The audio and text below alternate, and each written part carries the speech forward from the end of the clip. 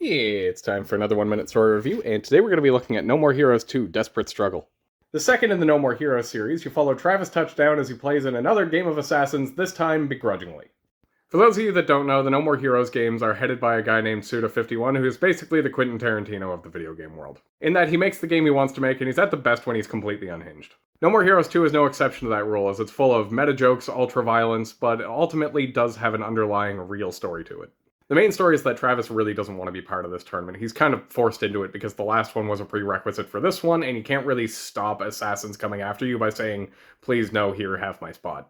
His distaste comes out in a lot of the fights, becoming way more prominent near the end of the game.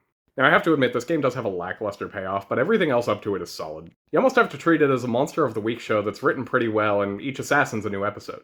Each one of them has a cool and unique fight and an interesting backstory to dig into. There's one that's a Russian astronaut that's come back home, doesn't even know he's an assassin, and just kills people by accident. It's interesting and tragic.